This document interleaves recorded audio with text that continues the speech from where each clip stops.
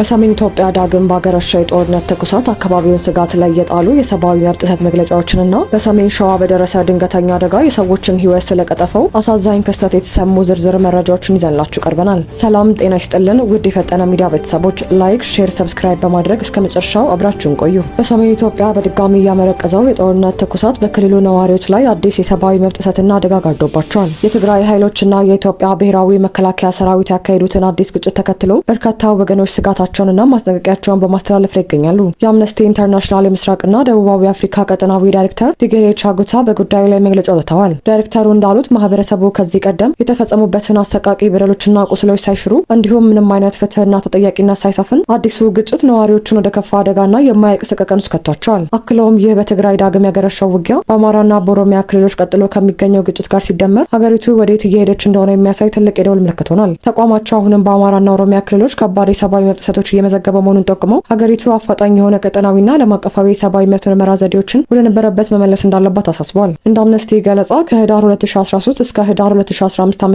በተካሄደው ደም አፋሳሽ ጦርነት የጦር ወንጀልና በሰብአዊነት ላይ የተፈጸሙ ወንጀሎች መመዝገባቸው ይታወቃል። የኢትዮጵያ መንግስት ታማኝ ምርመራ ለማድረግና የጥፋተኞችን የህግ ተጠያቂነት ማስፈን አለመቻልን እንደ መደበኛ አሰራር አድርጎ ሊወስዱ አይገባም ሲል ድርጅቱ በጽኑ አስጠንቅቋል። በመሆኑም አምነስቲ ኢንተርናሽናል የፌዴራልና የትግራይ ባለስልጣናት የሲቪሎችን ጥበቃ ጨምሮ ዓለም አቀፍ የሰብአዊ መብት መስፈርቶችን እንዲያከብሩ ጥሪ አቅርቧል። ከዚህም ባሻገር ገለልተኛ የሰብአዊ መብት ታዛቢዎችና የሰብአዊ እርዳታ አቅራቢዎች ያለምንም እንቅፋት በቦታው ተገኝተው ስራቸውን እንዲያከናውኑ ሊፈቀድላቸው እንደሚገባ ተማጽነዋል። ዓለም አቀፉ ማህበረሰብም በአዲስ አበባና በመቀሌ ከሚገኙ ባለስልጣናት ጋር በአስቸኳይ በመነጋገር በግጭቱ ለተጎዱ አካባቢዎች የነጻ ሚዲያዎችና የሰብአዊ መብት ታዛቢዎች ተደራሽነት እንዲረጋገጥ ተቋም ወጥቷል። በኢትዮጵያ ውስጥ ይደረግ የነበረው ቀጠናዊና ዓለም አቀፋዊ የሰብአዊ መብት ክትትል የተቋረጠው የተባበሩት መንግስታት ድርጅት የሰብአዊ መብት ባለሙያዎች ኮሚሽንና የአፍሪካ የሰብአዊና ህዝቦች መብት ኮሚሽን አጣሪ ቡድን የስራ ጊዜ ማብቃቱን ተከትሎ መሆኑን መግለጫው ያስታውሳል። አምነስቲ እንደሚለው የኢትዮጵያ መንግስት ዓለም አቀፍ ተጠያቂነት ጥረቶችን ለመከላከል ሲጠቀምበት የነበረውን የሽግግር ፍትህ ሂደት እርግፍ አድርጎ ትቶታል። በሌላ በኩል ድርጅቱ ይፋ ባደረገው መረጃ መሰረት ባለፉት 2 ወራት ውስጥ የትግራይ ባለስልጣናት ነጻ ሚዲያዎችን ከማፈን በሺዎች የሚቆጠሩ ሰዎችን በግዳጅ ወደ ጦርነት ከመመልመልና የዜጎችን ከቦታ ቦታ የመንቀሳቀስ መብት ከመገደብ ጋር የተያያዙ አፋኝ እርምጃዎችን እየወሰዱ መሆኑ ተመዝግቧል። ይህ በእንዲህ እንዳለ በክልሉ አዲስ ያጋጠመውን የጦርነት ትኩሳት ተከትሎ የሳልሳይ ወያነ ትግራይ ፓርቲ ያወጣው መግለጫ የቀጠናውን የፖለቲካ ቀውስና የኃይል አስተላለፍ ጥልቅ ስጋት ያመለከተ ሂሳቢ ግምገማ ይዞ ወጥቷል። ፓርቲው ከድርድርና ከሰላማዊ ውይይት ይልቅ የጦርነትን መንገድ የመረጡ አካላትን በጽኑ ኮንኗል። አሁናዊው አደገኛ አካሄድ የሰውን ህይወት ከመቅጠፍ ባለፈ ቀጠናውን ወደማያልቅ የደም መፋሰስ አዘቅት ውስጥ እየከተተው መሆኑን አስገንዝበዋል። ፖለቲካዊ ኃይሎች ሰላማዊ አማራጮችን ወደ ጎን በማለት የወጣቶችን ደም ለፖለቲካዊ ስሌትና ለስልጣን መጠቀሚያ እያደረጉት እንደሆነ የጠቀሰው ሳልሳይ ወያነ ይህም የቀውስ አዙሪቱን ይበልጥ የከፋ እንደሚያደርገው ገልጿል። ሳልሳይ ወያነ አክሎም በትግራይ እየተካሄደ ያለው አዲስ ጦርነት የማብቂያው ገደብ የማይታወቅና የበርካታ የውጭ እንዲሁም የውስጥ ኃይሎች እጅ የሚታይበት እንደሆነ ጠቁሟል። ቀደም ሲል የቀረቡ የስጋት ደውሎች አለመደመጣቸውን ያወሳው ፓርቲው ለዚህ አውዳሚ ግጭት መባባስ በቂ ጠቋሚ ማሳያዎች የነበሩ ቢሆንም በስልጣንና በኃይል አስተላለፍ ላይ የሚገኙ አካላት እውነታውን ለመጋፈጥና ለመረዳት ፈቃደኛ ለመሆናቸው ቀውሱን ይበልጥ አወሳስቦታል ሲል ይሟገታል። ይህም የሚያሳየው በክልል ውስጥ የሚታየው ውጥረት ድንገተኛ ሳይሆን የፖለቲካ ቁርጠኝነት ማጣትና የውይይት ጠረጴዛን የመሸሽ ስትራቴጂካዊ ስህተት ውጤት መሆኑ ነው። በመጨረሻም ፓርቲው በህዝቡ ላይ እየወረደ ያለው መከራ፣ ጭንቀትና ስቃይ ከቁጥጥር ውጭ ከመሆኑ በፊት የሰላም ወዳጆችና ሲቪል ማህበራት አስፈላጊውን ጫና እንዲያደርጉ ጥሪ አቅርቧል። የቀጠናው ውጥረት ወደ ከፋ ሀገራዊና ቀጠናዊ ውድመት እንዳያመራ ከወዲሁ የኃይል አስተላለፎችን የመግታትና የሰላም ውይይቶችን የማስቀደም አስፈላጊነትን አብራርቷል። በቀጣይ መረጃችን በሰሜን ሸዋ በደረሰ ድንገተኛ የመሬት መንሸራተት አደጋ የሰዎች ህይወት ማለፉን ወደሚያሳየው መረጃችን አለፍን። ዝርዝሩን እንደሚከተለው። በአማራ ክልል በሰሜን ሸዋ ሀገረ ስብከት በሚገኘው የታሪካዊው የጻድቃኔ ደብረ ምጥማቅ ቅድስት ማርያም ገዳም ከክረምቱ ዝናብ ጋር ተያይዞ በደረሰ ድንገተኛ የመሬት መንሸራተትና የቋጥኝ መናድ አደጋ የ14 ሰዎች ህይወት ማለፉና 5 ሰዎች ደግሞ ቀላልና ከባድ የአካል ጉዳት እንደደረሰባቸው ተረጋገጠ። የሀገረ ስብከቱና የገዳሙ አስተዳደር አካላት እንዲሁም የዓይን እማኞች ለዶቼ ቬሌ እንደገለጹት አደጋው የተከሰተው ማለዳ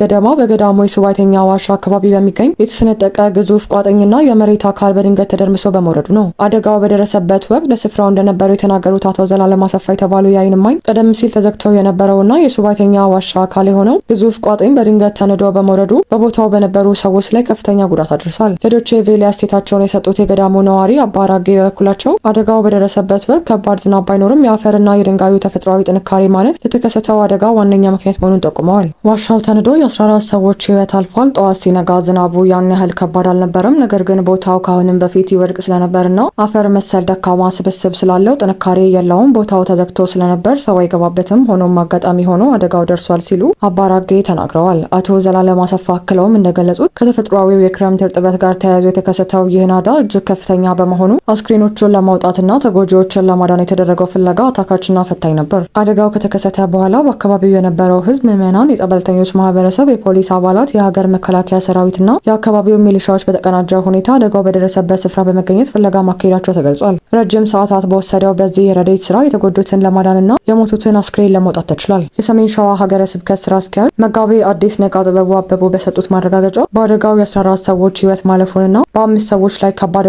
ቀላል የአካል ጉዳት መድረሱን አረጋግጠዋል። የገዳሙ አስተዳዳሪ መላከ ሰላም አባ ወልደ ጊዮርጊስ እንደገለጹት ቀደም ሲል በቦታው ተሰንጥቀው የነበሩ አለቶችና ተፈጥሯዊ ገደሎች የክረምቱ ዝናብና እርጥበት ውሃ ሲገባባቸው የነበረ በመሆኑ መሬቱ ላላ ብሎ ለዚህ ውድቀት ዳርጎታል። በአሁኑ ወቅት ተጨማሪ አደጋ እንዳይከሰትና የአካባቢውን ደህንነት ለማረጋገጥ የሚመለከታቸው የቴክኒክ ባለሙያዎች ወደ ስፍራው በመሬት ገብተው ቦታውን ከአደጋ ነጻ የማድረግና የማረጋጋት ስራ እየሰሩ ይገኛሉ። የጻድቃኔ ደብረ ምጥማቅ ቅድስት ማርያም ገዳም ለበርካታ ምዕመናንና የሱባኤተኞች መጠጊያ እንደመሆኑ መጠን በተለይም በክረምት ወቅት በሚከሰቱ የተፈጥሮ አደጋዎች የቅድመ ጥንቃቄና የጥናት ስራዎች መካሄድ አስፈላጊነትን ይህ አደጋ ጎላ አድርጎ አሳይቷል። በተለይም የተሰነጣጠቁ አለቶችና ደካማ የመሬት አቀማመጥ ያላቸው ገዳማትና የጸሎት ቦታዎች ላይ ተመሳሳይ አደጋዎች እንዳይደገሙ የጂኦሎጂ ባለሙያዎችና የሃይማኖት አባቶች አቀናጅተው መስራት እንደሚገባቸው ተጠቁሟል። በአሁኑ ወቅት የተጎዱ ወገኖች በሕክምና እርዳታ ላይ የሚገኙ ሲሆን የአካባቢው ማህበረሰብና አስተዳደር ለተጎጂዎች አስፈላጊውን ድጋፍ በማድረግ ይገኛሉ። ለዛሬ ያዘጋጀንላችሁ የፈጠነ ሚዲያ መረጃችን ይህን ይመስል ነበር። ሁልጊዜም ወቅታዊና እውነተኛ መረጃዎችን በፍጥነት ለማግኘት የፈጠነ ሚዲያን ሰብስክራይብ ማድረግ አይርሱ። ሰላምና ጤና ለሀገራችን ይሁን። ሰላም ቆዩ።